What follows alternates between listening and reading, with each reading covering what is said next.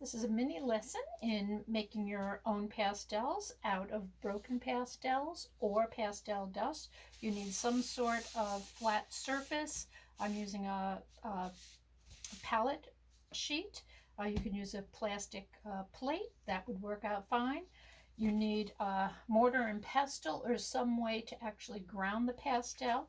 Small amount of water, an eyedropper to drop it in or carefully pour it in. Palette knives. I have a couple of different shapes that I'll be showing you. And a little sketch thing on the side if you wanted to test. And these are three handmade pastels that I've made from little leftovers. Actually, this one was a gift now that I think of it.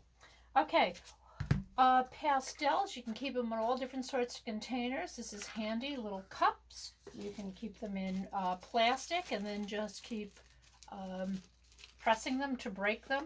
Boxes, sometimes I jumble them together, sometimes I keep them by color. So this was actually pieces of red that at one point, in pink, that at one point looked like little chunks. So I've already pre-ground that just by using the heavy object here, grinding it down so that it gets as smooth as you can. If you get little bits in it, sometimes you'll wind up with these nice little threads of color going through. Okay, once it's ground, I'm going to pour it onto your surface. Like I said, this is a palette that painters would use, disposable sheets. So it does have a non-porous surface. Get that, just chop that up, make sure there's no little pieces that I've missed. I'm going to use the eyedropper. Don't really need a lot of water. Some people use distilled water. This is regular tap water. And I am just going to put a little bit in, just a few little drops down the center. I can always add more. And then slowly just start moving it back and forth and pressing it. It's almost as if you're making dough. Keep adding a little bit more of your water.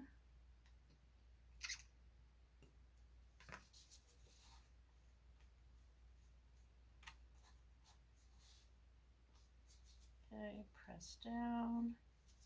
2 gloves on so that it stays nice. It's going to reach a point where, oh, let's see if we get a little, pull out a little extra here.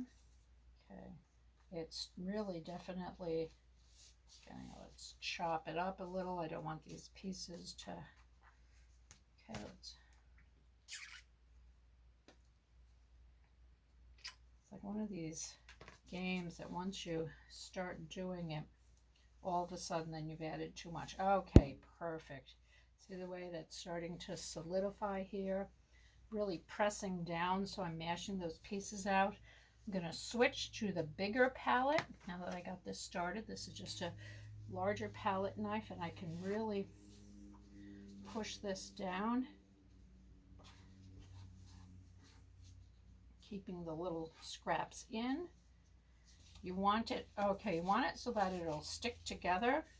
I'm gonna take, okay, so see the way if I rolled that, it started to fall apart. So I'm going to use a couple of more drops. Let's put a little more water there. Just a little bit of a drop on top. Push that down, mush that up. Yeah, think of the old days of making mud pies. Just take. Okay, I don't want any cracks to appear. So this is looking pretty good. A minute ago it was a little too dry. Rolling it to a ball, check to make sure there's no cracks. Okay, that looks like a really nice consistency. Not getting cracks when I put it in different shapes. So what you can do is you don't want to handle it too much, but you want to make sure that there's no air holes in there, and you want to make sure that it is crack free. You can roll it into a long thin stick. You're gonna have to use a little bit of all this movement around, dries it out a little bit, so you want to make sure if you're playing around that you change the, you can see the pigment. Okay, And I'm going to leave this as a little round flat edge. That last bit might have had a little bit too much liquid in it. And I'm trying to do this so I can do it quickly. I'm going to take that. Okay, I can now take and I can pat down the sides if I want to make sure it's smooth. The reality of once you start using it, it will smooth itself out. Really don't see any cracks on either side, so that looks good. Okay, leave it on some sort of surface that is will be easy for it to lift off. If you're not using plastic, get yourself a little piece of saran wrap, put that down, put it on a plastic plate. These these palettes that painters use are ideal.